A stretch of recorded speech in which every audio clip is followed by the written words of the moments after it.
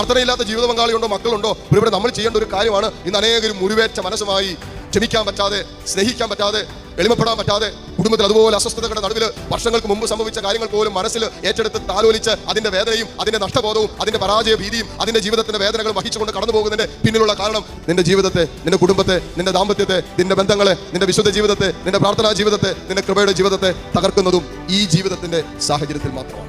മനസ്സിനേൽക്കുന്ന ജീവിതത്തിന്റെ എല്ലാ മുറിവുകളിലും സൗഖ്യത്തിന് വേണ്ടി നമ്മൾ ആഗ്രഹിക്കുകയും പ്രാർത്ഥിക്കുകയും ചെയ്യുന്നുണ്ടെങ്കിൽ അതിന് ചെയ്യേണ്ട ഏറ്റവും എളുപ്പവഴി ഇതാണ്. നമ്മുടെ മക്കൾക്ക് വേണ്ടത്, കുടുംബജീവിതം നയിക്കുന്നവർക്ക് വേണ്ടത്, വിവാഹത്തിൽ ഒന്നിപ്പിക്കപ്പെട്ടവർക്ക് വേണ്ടത്, ആരുമായിക്കളുടെ എല്ലാ ദൈവമക്കൾക്കും വേണ്ട, നിർബന്ധമായി ഉണ്ടായിരിക്കേണ്ട ഒരവസ്ഥയാണ്. ഇങ്ങനെ പ്രാർത്ഥിച്ചുകൊണ്ടിരുന്നപ്പോൾ കർത്താവ് പറഞ്ഞൊരു കാര്യമാണ്, പ്രിയപ്പെട്ടവർ, നമുക്ക് ഈ കാലഘട്ടത്തിൽ ജീവിക്കാൻ ഇന്നലെയുടെ അഭിഷേകം പോരാ. അല്ലെങ്കിൽ ഇന്ന് വരെ, ഇപ്പോൾ വരെ നമുക്കുണ്ടായിരുന്ന ഒരു അഭിഷേകം പോരാ നാളെ ജീവിക്കാൻ. ഇത് പോരാ. അതുകൊണ്ടാണ് നമ്മൾ സ്വർഗസ്ഥനായ പിതാവേ എന്നുള്ള പ്രാർത്ഥന ചെല്ലുമ്പോൾ നമ്മൾ ഒരു കാര്യം പ്രാർത്ഥിക്കാറുണ്ട്. എന്നാ? അന്നന്ന് വേണ്ട അന്നന്ന് വേണ്ട ആഹാരം. അപ്പൊ ബ്രേക്ക്ഫാസ്റ്റ് കിട്ടി. ഇനിയിപ്പോൾ നമുക്ക് എന്നാ വേണ്ടേ? ലഞ്ച് കഴിച്ച് കഴിയുമ്പോൾ പിന്നെ എന്തിനു വേണ്ടിയാണ് പ്രാർത്ഥിക്കുന്നത്? അതല്ല ഇവിടെ ഉദ്ദേശിച്ചത്, തെറ്റിദ്ധരിക്കരുത്. നമ്മുടെ ഒരു ചിന്തയുണ്ട്, അന്നന്ന് വേണ്ട ആഹാരം തരണമെന്ന് വിചാരിച്ചാൽ ഈ ശരീരത്തിന് വേണ്ട ഭക്ഷണം തരണമെന്നല്ല അവിടെ അർത്ഥമാക്കുന്നത്. അങ്ങനെ മാത്രമല്ല അർത്ഥമാക്കുന്നത്. നിന്റെ ശരീരത്തിനും നിന്റെ മനസ്സിനും നിന്റെ ആത്മാവിനും വേണ്ട ആത്മാവും ജീവനുമായ ദൈവത്തിന്റെ വചനം തരണമെന്നും കൂടി അർത്ഥം ഇതിനകത്തുണ്ട്. ഹല്ലേലൂയാ. അപ്പൊ അന്നന്ന് വേണ്ടത് തരാൻ പറയുമ്പോൾ അന്നന്ന് വേണ്ട എല്ലാത്തിനും വേണ്ടി നമ്മൾ പ്രാർത്ഥിക്കുന്നത്. ഇന്നെൻ്റെ ജീവിതത്തിൽ ഒരു പ്രലോഭനം ഉണ്ടാകുമ്പോൾ ആ പ്രലോഭനത്തെ അതിജീവിക്കാനുള്ള ഒരു അഭിഷേകം എനിക്ക് തരണമെന്നും അതിനകത്ത് പ്രാർത്ഥനയുണ്ട്. ഒരു കാര്യം നമ്മൾ ശ്രദ്ധിക്കണം, പിശാചിന്റെ ഒരു വഞ്ചനയുടെ ഭാഗമാണ്, ഒരു കെണിയുടെ ഭാഗമാണ് ഇന്നലകളിൽ ഒരു പ്രലോഭനത്തെ നമ്മൾ അതിജീവിച്ചാൽ. ഇന്ന് നമുക്കുണ്ടാകുന്ന പ്രലോഭനം ഇന്നലകളിൽ നമ്മുടെ ജീവിതത്തിൽ തന്ന ഒരു പ്രലോഭനമല്ല, അതിനേക്കാളും ഒരു പടി കൂടി ഉയർന്ന പ്രലോഭനമായിരിക്കും ഇന്ന് നമ്മുടെ ജീവിതത്തിൽ വരാൻ പോകുന്നത്. ഹല്ലേലൂയ. മനസ്സിലാവുന്നുണ്ടോ അച്ഛൻ പറഞ്ഞത്? ഇന്നലകളിൽ ഒരു പ്രലോഭനത്തിന്റെ നടുവിൽ നമ്മൾ പിടിച്ചു നിന്നെങ്കിൽ, ഇന്നലകളിൽ നമ്മളുടെ ജീവിതത്തിൽ ഉണ്ടായിരുന്ന കൃപയോട് സഹകരിച്ചിട്ട് ആ പ്രലോഭനത്തെ നമ്മൾ അതിജീവിച്ചെങ്കിൽ പിശാച് ഒരിക്കലും നമ്മളെ വിടില്ല. വീഴുന്നത് വരെ അവൻ നമ്മുടെ പുറകെ നടക്കും. അതുകൊണ്ട് അവൻ ഇന്ന് അനുവദിക്കുന്ന പ്രലോഭനം ഇന്നലേക്കാളും ഒരുപടി കൂടി ഉയർന്നതായിരിക്കും. മനസ്സിലാകുന്നുണ്ടല്ലോ അല്ലേ? അതുകൊണ്ടാണ് ചിലർ ചോദിക്കുക, അച്ഛാ ഞാൻ പ്രാർത്ഥിക്കാൻ തുടങ്ങിയപ്പോൾ പ്രശ്നങ്ങൾ കൂടുക. അനേകരുടെ പ്രശ്നം എന്താണെന്നറിയോ? അച്ഛാ പ്രാർത്ഥനയില്ല, പള്ളിപ്പോക്കുമില്ല, ഒരു പരിപാടി ഇല്ലാത്ത അവർക്കൊന്നും ഒരു കുഴപ്പമില്ല. എല്ലാ പ്രശ്നവും നമ്മുടെ മുതുകത്തല്ല വരുന്നത്. നമ്മൾ പ്രാർത്ഥനയും തുടങ്ങി, പള്ളിപ്പോക്കും തുടങ്ങി, എല്ലാ ദിവസവും വിശുദ്ധ കുർബാനയ്ക്കും പോകുന്നുണ്ട്, 2 ആഴ്ച കൂടുമ്പോൾ കുമ്പസാരിക്കുന്നുണ്ട്, വീട്ടിൽ പ്രാർത്ഥിക്കാൻ തുടങ്ങി. ഇതെല്ലാം തുടങ്ങിയപ്പോൾ പ്രശ്നങ്ങൾ ഇങ്ങനെ കൂടിക്കൊണ്ടിരിക്കുക. പ്രാർത്ഥനയിൽ വളരുമ്പോൾ പ്രലോഭനമൊക്കെ ഇല്ലാതാകുമെന്ന് വിചാരിച്ചിട്ട് അച്ഛാ ഇപ്പൊ പ്രലോഭനം കൂടുതലാണ്, പഴയതിനേക്കാൾ ശക്തമായിട്ടാ ഇപ്പൊ പ്രലോഭനങ്ങൾ. സ്വരമെടുത്ത് പറ ഹല്ലേലൂയ, ഹല്ലേലൂയ.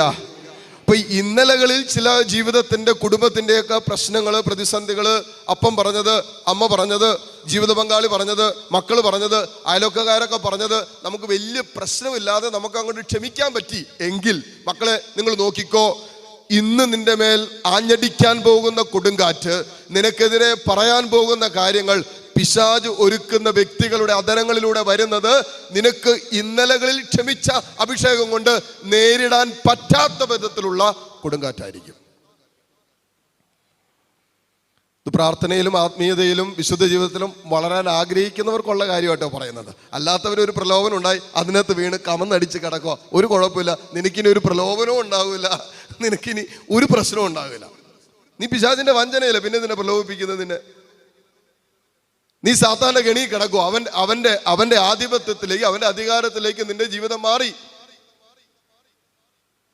പിന്നെ എക്സ്ട്രാ ചൂണ്ട പിശാച് ഇടേണ്ട കാര്യമില്ല നിന്നെ പിടിക്കാൻ. നീ ഓൾറെഡി അവന്റെ കൊളുത്തില.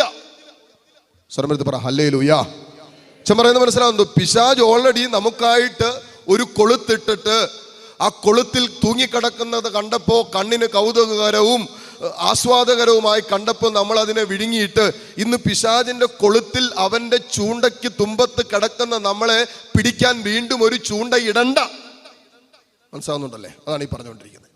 എന്നാൽ ഇന്നോളം അവന്റെ വഞ്ചനയ്ക്ക് വിട്ടുകൊടുക്കാതെ, ഇന്നോളം അവന്റെ പ്രേരണയ്ക്ക് നമ്മുടെ ശരീരത്തെയോ നമ്മുടെ മനസ്സിനെയോ നമ്മുടെ ആത്മാവിനെ വിട്ടുകൊടുക്കാത്ത ഒരു ദൈവ പൈതലിനെ വീഴിക്കാൻ തക്കവിധം പുതിയ ചൂണ്ടയും പുതിയ വഞ്ചനകളും ഈ കാലഘട്ടത്തിനനുസരിച്ചുള്ള തിന്മകളുമായി നമ്മുടെ ജീവിതത്തിന്റെ മുമ്പിൽ പിശാച് വരുമ്പോ വന്നു നിൽക്കുമ്പോ ഇന്നലെയുടെ അഭിഷേകം പോരാ, ഇന്ന് അതിനെ അതിജീവിക്കാൻ.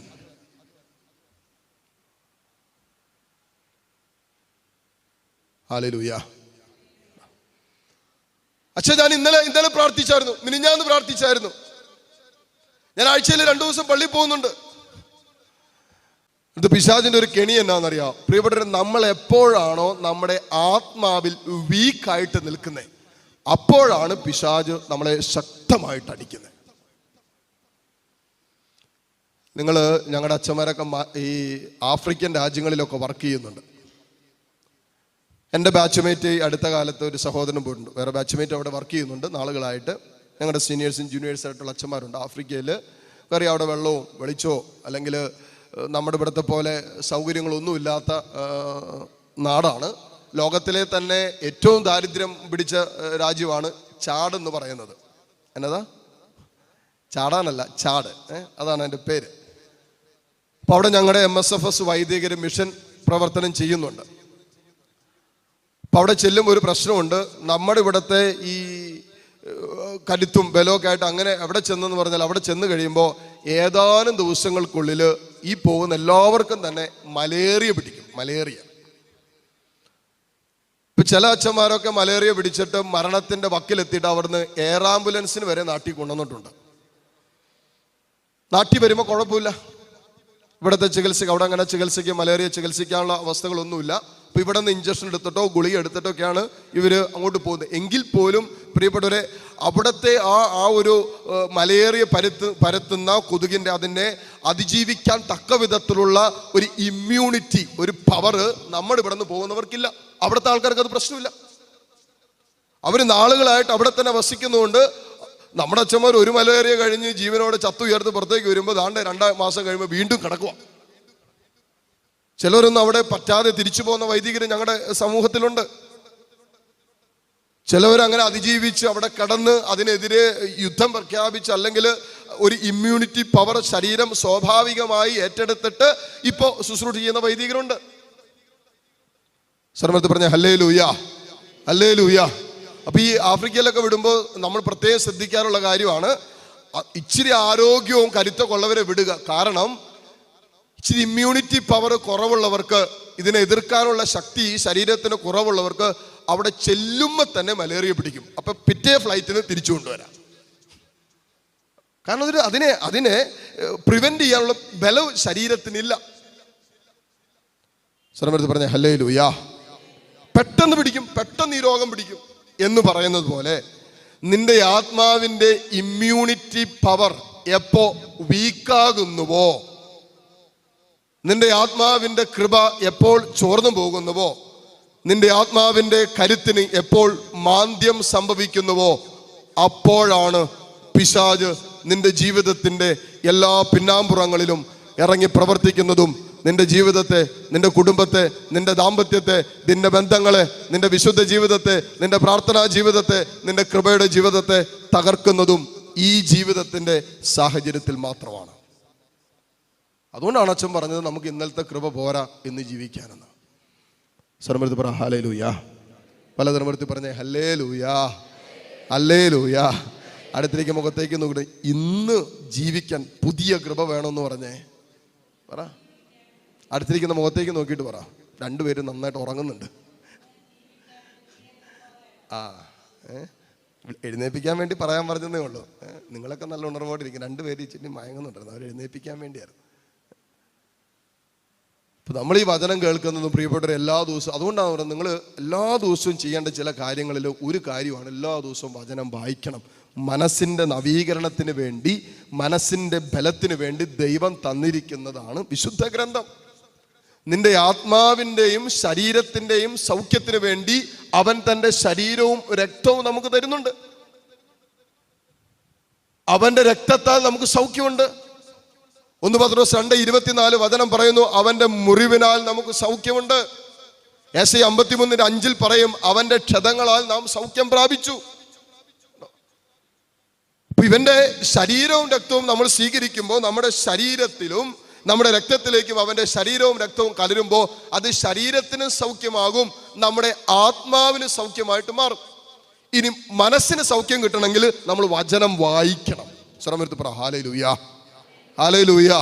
ഇന്ന് അനേകരും മുറിവേറ്റ മനസ്സുമായി ക്ഷമിക്കാൻ പറ്റാതെ, സ്നേഹിക്കാൻ പറ്റാതെ, എളിമപ്പെടാൻ പറ്റാതെ, കുടുംബത്തിൽ അതുപോലെ അസ്വസ്ഥതകളുടെ നടുവിൽ വർഷങ്ങൾക്ക് മുമ്പ് സംഭവിച്ച കാര്യങ്ങൾ പോലും മനസ്സിൽ ഏറ്റെടുത്ത് താലോലിച്ച് അതിൻ്റെ വേദനയും അതിൻ്റെ നഷ്ടബോധവും അതിൻ്റെ പരാജയ ഭീതിയും അതിൻ്റെ ജീവിതത്തിൻ്റെ വേദനകളും വഹിച്ചുകൊണ്ട് കടന്നു പോകുന്നതിൻ്റെ പിന്നിലുള്ള കാരണം നിന്റെ മനസ്സിൻ്റെ സൗഖ്യത്തിന് വേണ്ടി കർത്താവ് ഒരുക്കിയ ഈ വചനം നിന്റെ ഹൃദയത്തിൽ, നിന്റെ ജീവിതത്തിൽ, നിന്റെ മനസ്സിൽ മാംസം ധരിക്കാത്തതാണ്. അതുകൊണ്ടാണ് പറയുന്നത് എല്ലാ ദിവസവും ബൈബിൾ വായിക്കണം, എല്ലാ ദിവസവും ബൈബിൾ. അച്ഛൻ ഞാൻ വായിച്ചു, ഇന്നലെ വായിച്ചു. ഇന്ന് മനസ്സിനൊരു വിഷമം ഉണ്ടാകുമ്പോൾ നീ എങ്ങനെ അതിനെ നേരിടും?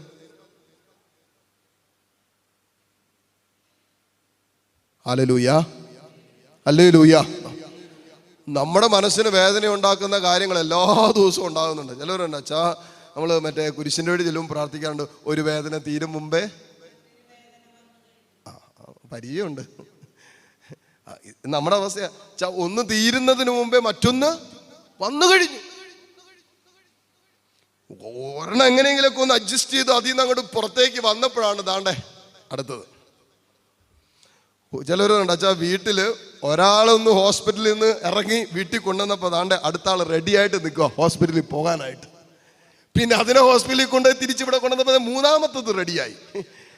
അങ്ങനെ 5 എണ്ണം കഴിഞ്ഞപ്പോൾ ആദ്യത്തെ വീണ്ടും തുടങ്ങി.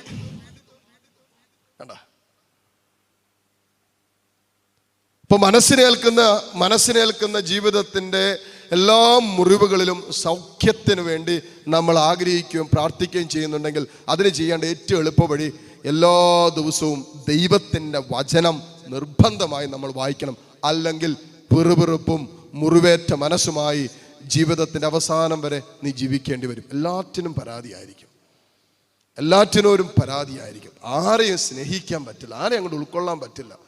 കുറവല്ലാതെ ആരിലും നന്മ കാണാൻ നിനക്ക് പറ്റില്ല. അതിന് കാരണം നിനക്ക് വചനം, ഈ നമ്മുടെ മനസ്സിൻ്റെ നവീകരണത്തിന് സൗഖ്യത്തിനും വേണ്ടി തന്ന വചനം നമ്മളിൽ ഇല്ലാത്തത് കൊണ്ടാണ്. അതുകൊണ്ട് നിർബന്ധമാണ്, ശരീരത്തിനും ആത്മാവിനും സൗഖ്യം കിട്ടാൻ നമ്മൾ വിശുദ്ധ കുർബാനയിൽ പങ്കെടുത്താൽ മാത്രം മതി. നിന്റെ മനസ്സിൻ്റെ നവീകരണത്തിന് നീ ദൈവത്തിൻ്റെ വചനം, മാംസം ധരിച്ച വചനമായ യേശു ശരീരത്തിന് സൗഖ്യം തരുമ്പോൾ, ആത്മാവിന് സൗഖ്യം തരുമ്പോൾ എഴുതപ്പെട്ട വചനമായ വിശുദ്ധ ഗ്രന്ഥത്തിലൂടെ നിന്റെ മനസ്സിനെ സുഖപ്പെടുത്താൻ പറ്റും. അതുകൊണ്ട് ഇത് രണ്ടും നമുക്ക് മാറ്റിവെക്കാൻ പറ്റില്ല. അതുകൊണ്ടാണ് എല്ലാ ദിവസവും വിശുദ്ധ കുർബാനയ്ക്ക് പോകാൻ പറ്റുമോ എല്ലാ ദിവസവും വിശുദ്ധ കുർബാനയ്ക്ക് പോകണം. നമ്മൾ ഞായറാഴ്ചയിലത്തെ വിശുദ്ധ കുർബാന വരെ എങ്ങനെ നയപരമായി ഒഴിവാക്കാതെ ശ്രമിക്കുന്നത്, എന്തെങ്കിലുമൊക്കെ കാരണങ്ങൾ പറഞ്ഞ് എങ്ങനെ ഞായറാഴ്ചയിലത്തെ വിശുദ്ധ കുർബാന ഒഴിവാക്കാതെ ശ്രമിക്കുന്നത്. അത് എനിക്ക് ഇന്നലെ രാത്രി ഓവർ ടൈം വർക്കുണ്ടായിരുന്നു, എനിക്ക് മറ്റു പരിപാടികളുണ്ടായിരുന്നു, എനിക്കിന്ന് കല്യാണം ഉണ്ടായിരുന്നു, എനിക്ക് ലോങ് ജേർണി ഉണ്ടായിരുന്നു, എനിക്ക് അവിടെ പോകണം ഇവിടെ പോകണം എന്നൊക്കെ പറഞ്ഞ് എങ്ങനെ ആത്മീയ കൃപയുടെ വരദാനങ്ങളുടെ മേഖലകളെ ഒഴിവാക്കാനാണ് നമ്മൾ ശ്രമിക്കുന്നത്. ഒഴിവാക്കാനുള്ള ന്യായീകരണങ്ങൾ നമ്മൾ എടുക്കുന്നത്. ഇന്നലത്തെ കൃപ പോരാ നമുക്ക് ഇന്നും നാളെയും ജീവിക്കാൻ. നമ്മൾ ഒരു കാര്യം നമ്മൾ ശരിക്കും മനസ്സിലേക്ക് സൂക്ഷിച്ച് ഏറ്റെടുക്കേണ്ട ഒരു കാര്യമാണ് പ്രിയപ്പെട്ടവരെ. നമ്മളിങ്ങനെ പറയാറില്ലേ, എന്നാ ഒരു പഴഞ്ചൊല്ല് പറയല്ലോ, ഓടുന്ന പട്ടിക്ക് എന്തോ ഒരു മുഴം മുമ്പേ. ഓടുന്ന പട്ടിക്ക് ഒരു മുഴം മുമ്പേ ഓടണമെന്നോ എറിയണമെന്നൊക്കെ നമ്മളീ പറയുന്നത്. അങ്ങനെയെങ്കിൽ ഇവിടെ നമുക്കെതിരെ നിൽക്കുന്ന വലിയൊരു ആത്മീയ ലോകത്തിൻ്റെ ശത്രുവും അവൻ്റെ സംവിധാനങ്ങളും അവൻ്റെ പ്രവർത്തനങ്ങളെയും നമ്മൾ ഒരുപടി മുന്നിൽ കണ്ട് നമ്മളതിനെ ബ്രേക്ക് ചെയ്യണം. ഇതൊന്നും പലർക്കും പറ്റുന്നില്ല, അല്ലെങ്കിൽ പലരും അതേക്കുറിച്ച് അറിവില്ല. യാക്കോബിന്റെ ലേഖനം 4:7-8 വചനങ്ങൾ പറയുന്നൊരു കാര്യമുണ്ട്, പിശാചിനെ നിങ്ങൾ ചെറുത്ത് നിൽക്കുവിൻ. Resist the evil. പിശാചിനെ നിങ്ങൾ ചെറുത്ത് നിൽക്കുവിൻ. എന്നിട്ട് വചനം പറയും, ദൈവത്തോട് ചേർന്നിരിക്കുവിൻ, അവിടെ നിന്ന് നിങ്ങളോട് ചേർന്നിരിക്കും. പിശാചിനെ ചെറുത്ത് നിൽക്കുവിൻ, അപ്പോൾ അവൻ നിന്നിൽ നിന്നും ഓടിയകലും. അങ്ങനെ പറയുന്നത്. അപ്പൊ പിശാച് നമ്മുടെ ജീവിതത്തിൽ എല്ലാ മേഖലകളിലും പിശാച് അടിക്കും. എല്ലാ മേഖലയും നിങ്ങൾ നോക്കിയോ, നിങ്ങളുടെ ഫൈനാൻസ് മേഖല, സാമ്പത്തിക മേഖലയിൽ പിശാച് അടിക്കും. നിങ്ങളുടെ ആത്മീയ ജീവിതത്തെ പിശാച് അടിക്കും. നിങ്ങളുടെ വിശുദ്ധ ജീവിതത്തെ പിശാച് അടിച്ച് തകർത്ത് കളയും. നിങ്ങളുടെ കുടുംബ ബന്ധത്തെ എങ്ങനെ തകർക്കണമെന്ന് ആലോചിച്ച് ചിന്തിച്ച് പിശാച് ഓരോ ദാമ്പത്യത്തിന്റെ മേലും കണ്ണുവെച്ചുകൊണ്ടിരിക്കുക. നിങ്ങളുടെ യൗവനങ്ങളെ, നമ്മുടെ മക്കളെ പിശാച് അടിക്കും. നമ്മുടെ കുഞ്ഞുങ്ങളെ പിശാച് എടുക്കും. അല്ലെ, ഇന്ന് ചുറ്റുപാടും കേട്ടുകൊണ്ടിരിക്കുന്ന കാര്യങ്ങൾ. 12 വർഷം ദേവാലയത്തിൽ മുടങ്ങാതെ പോയ പെങ്കൊച്ച്, കാറ്റീസം പഠിപ്പിച്ചുകൊണ്ടിരുന്ന ടീച്ചർ പോയി. എവിടെയാ? തീവ്രവാദത്തില്. ഇപ്പൊ തീവ്രവാദത്തില്.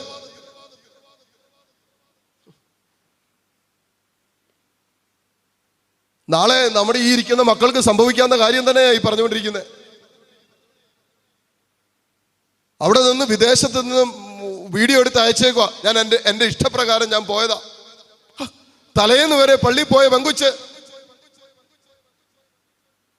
അപ്പനും അമ്മയെന്ന് പറഞ്ഞ അതുപോലെ ജീവനായിരുന്ന മകള്, അവള് പറയാ, ഞാൻ എൻ്റെ ഇഷ്ടപ്രകാരം പോയതാ, അപ്പനും വേണ്ട അമ്മയും വേണ്ട, നിങ്ങൾ നിങ്ങളുടെ ഇഷ്ടത്തിന് ജീവിച്ചോ, എനിക്ക് എൻ്റെ ഇഷ്ടത്തിന് അങ്ങോട്ട് പൊക്കോളാം, എന്നെ വിട്ടേര്.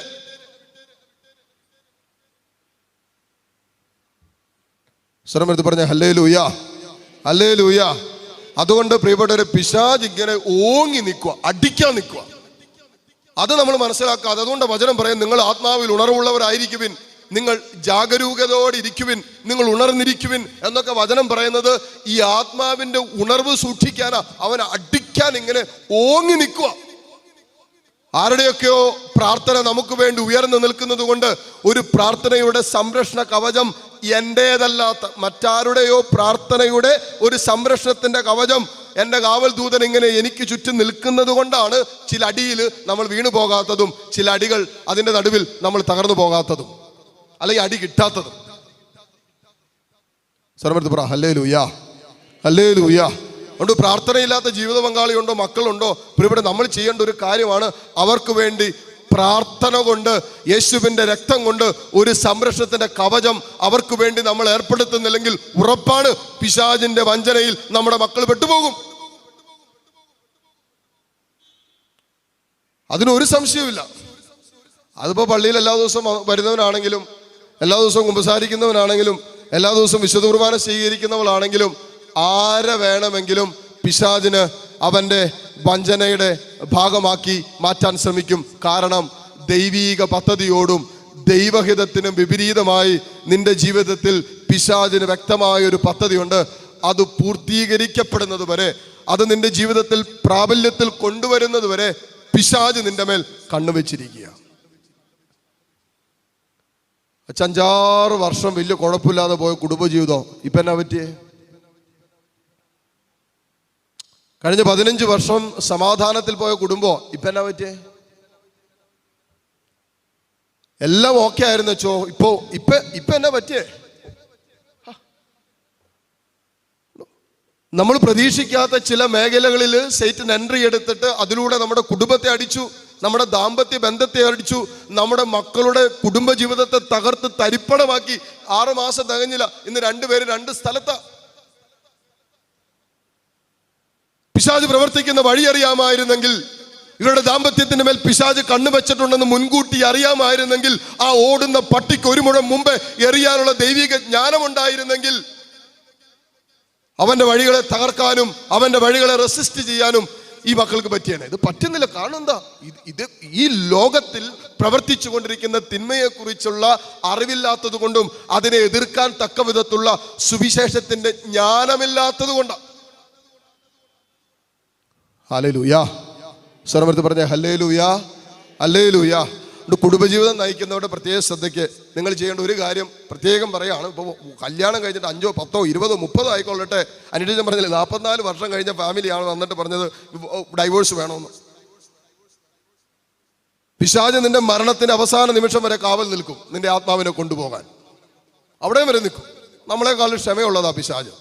ഹല്ലേലൂയ. ചില സമയത്ത് ഞാൻ ചിന്തിച്ചിട്ടുണ്ട്, ദൈവമേ നമ്മളെക്കാൾ എത്ര ക്ഷമയുണ്ട് പിശാചിന്. നമ്മളെന്നോ പറഞ്ഞാലും പിശാച് ക്ഷമയോടെ കേട്ടുകൊണ്ട് നമ്മുടെ കൂടെ തന്നെ നിന്നോളും. ഹല്ലേലൂയ. കെട്ടിയവൻ ചിലപ്പോൾ ഇറങ്ങിപ്പോവും, മക്കൾ ഇറങ്ങിപ്പോവും, പക്ഷെ പിശാച് പോകുകയല്ല, അവൻ അവിടെ തന്നെ നിൽക്കും. അപ്പൊ അങ്ങനെ നമുക്ക് വേണ്ടി നമുക്കെതിരെ ചലിക്കുന്ന ഒരു തിന്മയുടെ സ്വാധീനത്തെ എതിർക്കാൻ തക്കവിധം ദൈവിക ജ്ഞാനം നമ്മൾ സൂക്ഷിച്ചിട്ട്, പ്രിയപ്പെട്ടവര്, കുടുംബജീവിതം നയിക്കുന്നവര്, ദാമ്പത്യ ജീവിതം നയിക്കുന്നവര്, നിങ്ങൾ ചെയ്യേണ്ട ഒരു കാര്യമാണ്, നിങ്ങൾ എല്ലാ ദിവസവും കിടക്കുന്നതിന് മുമ്പ് ഒരുമിച്ച് കൈകോർത്ത് പിടിച്ചിട്ട്, ദൈവമേ, ഞങ്ങളുടെ ഈ ദാമ്പത്യ ജീവിതത്തെ തകർക്കാൻ പ്രത്യക്ഷത്തിലും പരോക്ഷമായി ചലിച്ചുകൊണ്ടിരിക്കുന്ന എല്ലാ തിന്മയുടെ സ്വാധീനങ്ങളെയും ഇതാ നിന്റെ കൃപയോട് ചേർന്നുകൊണ്ട്, വിവാഹത്തിൽ ഞങ്ങളെ ഒന്നിപ്പിച്ചപ്പോൾ വെളിപ്പെട്ട പരിശുദ്ധാത്മാവിന്റെ കൃപയോട് ചേർന്നുകൊണ്ട് ഞങ്ങളിതാ തിന്മയെ എതിർക്കുന്നു. ഞങ്ങളുടെ കുടുംബത്തെ, ദാമ്പത്യത്തെ തകർക്കാൻ ശ്രമിച്ചുകൊണ്ടിരിക്കുന്ന എല്ലാ തിന്മകളെയും ഞങ്ങൾ എതിർക്കുന്നു. അങ്ങനെ പറഞ്ഞു പ്രാർത്ഥിക്കണം. ഹല്ലേലൂയ.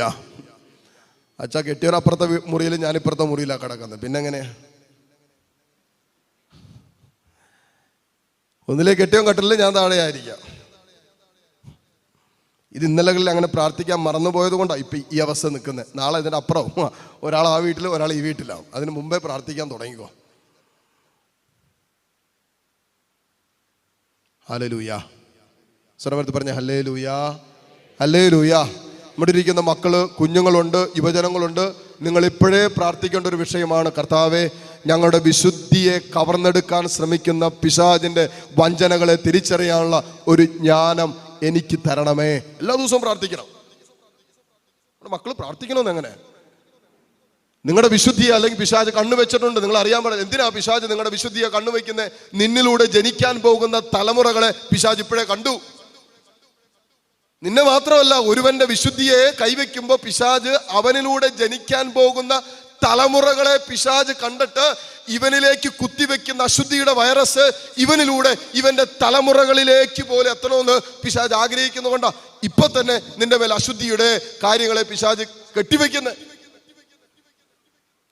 അതുകൊണ്ട് നമ്മുടെ മക്കള്, കുഞ്ഞുങ്ങള്, യുവജനങ്ങള് പ്രത്യേകം പ്രാർത്ഥിക്കണം.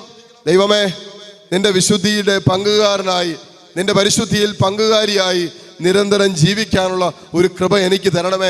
എൻ്റെ വിശുദ്ധ ജീവിതത്തെ തകർക്കാനായി പിശാചൊരുക്കുന്ന വ്യക്തികള്, സാഹചര്യങ്ങള്, ഇലക്ട്രോണിക് മീഡിയ എന്തുമായിക്കൊള്ളട്ടെ, അതിലൂടെ എൻ്റെ വിശുദ്ധ ജീവിതത്തെ, എൻ്റെ കണ്ണുകളുടെ, എൻ്റെ ചിന്തകളുടെ, എൻ്റെ ഹൃദയത്തിൻ്റെ വിശുദ്ധിയെ കവർന്നെടുക്കാൻ ശ്രമിക്കുന്ന പിശാചിൻ്റെ വഞ്ചനകളെ മുൻകൂട്ടി എതിർക്കാനുള്ള ശക്തി, കൃപ എനിക്ക് തരണമേ.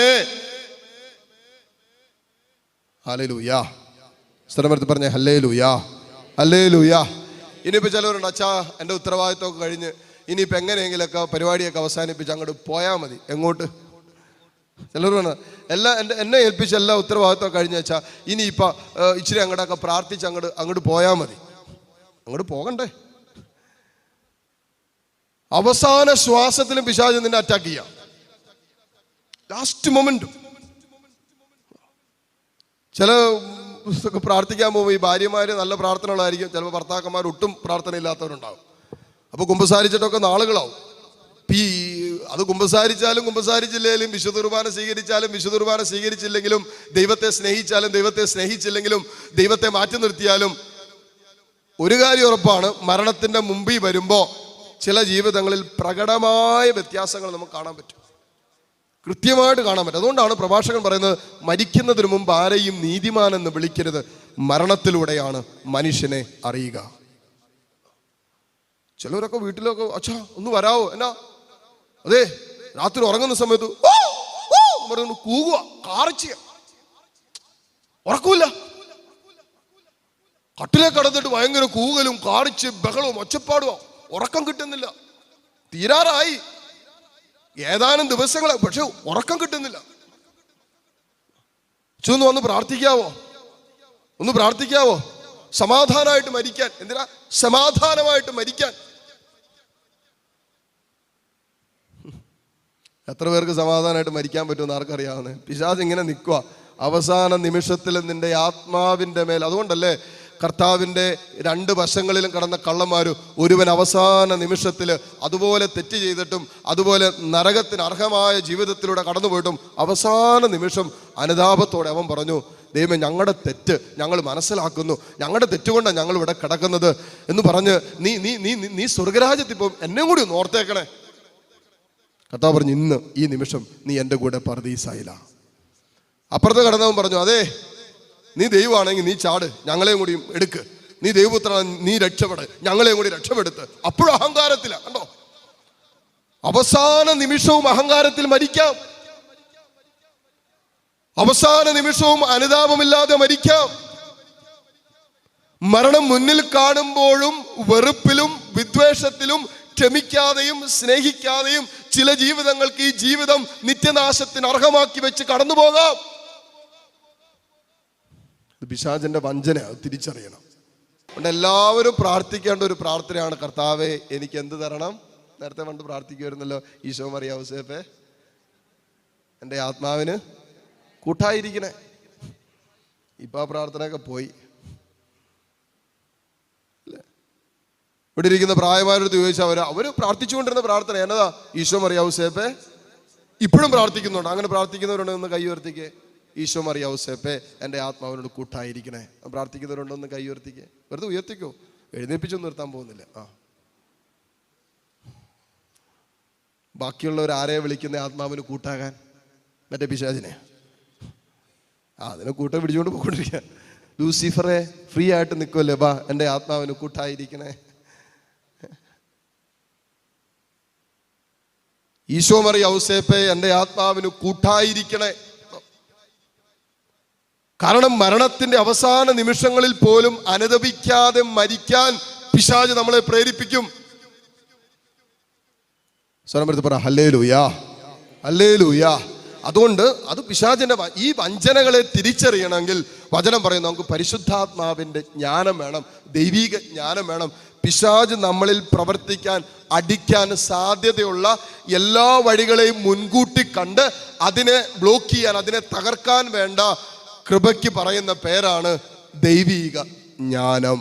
ഇതാണ് നമ്മുടെ മക്കൾക്ക് വേണ്ടത്, കുടുംബജീവിതം നയിക്കുന്നവർക്ക് വേണ്ടത്, വിവാഹത്തിൽ ഒന്നിപ്പിക്കപ്പെട്ടവർക്ക് വേണ്ടത്, ആരുമായിക്കൊള്ളട്ടെ എല്ലാ ദൈവമക്കൾക്കും വേണ്ട, നിർബന്ധമായി ഉണ്ടായിരിക്കേണ്ട ഒരവസ്ഥയാണ് ദൈവിക ജ്ഞാനത്തിൽ നമ്മൾ വളരണം. ഹല്ലേലൂയാ. എങ്കിലേ പിശാചിന്റെ വഞ്ചനകളെ മുൻകൂട്ടി കണ്ട് അവനെ നമ്മൾ തോൽപ്പിക്കാൻ പറ്റുള്ളൂ.